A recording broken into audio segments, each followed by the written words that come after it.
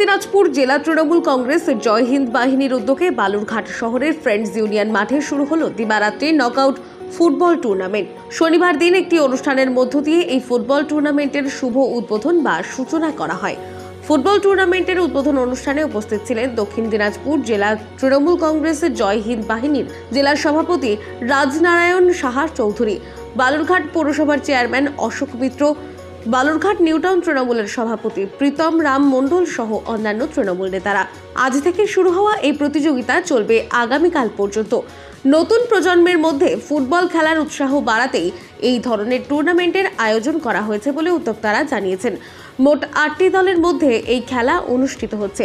আগামীকাল একটি সেমিফাইনাল ও ফাইনাল খেলাটি রাতের বেলা অনুষ্ঠিত হবে। এ বিষয়ে দক্ষিণ দিনাজপুর তৃণমূল কংগ্রেস জয় হিন্দ বাহিনীর সভাপতি রাজনারায়ণ সাহা চৌধুরী জানান, দক্ষিণ দিনাজপুর জেলা তৃণমূল কংগ্রেস জয় হিন্দ বাহিনীর পরিচালনায় দিবারাত্রি নকআউট টুর্নামেন্ট হচ্ছে। এটা 14 এবং 15 জুন দুদিন ধরে হবে। আজকে 14 জুন 4টে খেলা, আগামীকাল 15 জুন 2টো সেমিফাইনাল এবং ফাইনাল ডে নাইট হবে।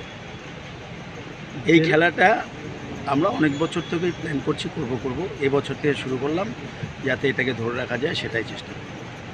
কোথা থেকে টিম রয়েছে? এটা আমাদের জেলার খেলার স্বার্থে, জেলার খেলার উন্নয়নের জন্য আমরা পুরোপুরি জেলার টিম এবং জেলার প্লেয়ারদের দিয়ে খেলাচ্ছি। আমরা বাইরের কোনো টিম অ্যালাউ করছি না। কারা কারা থাকবে এই খেলাতে? আমাদের মেইন যে রাজ্য কমিটির সভাপতি শ্রী কার্তিক ব্যানার্জি মহাশয়, ভালো নাম সমীর ব্যানার্জি, উনি থাকছেন।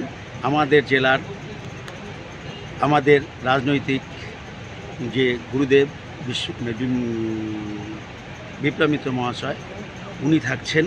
আরও গোটা সমস্ত জেলার নেতৃত্বরা থাকছেন। বালুরঘাট থেকে রিপন ভৌমিকের প্রতিবেদন, নিউজ টুডে।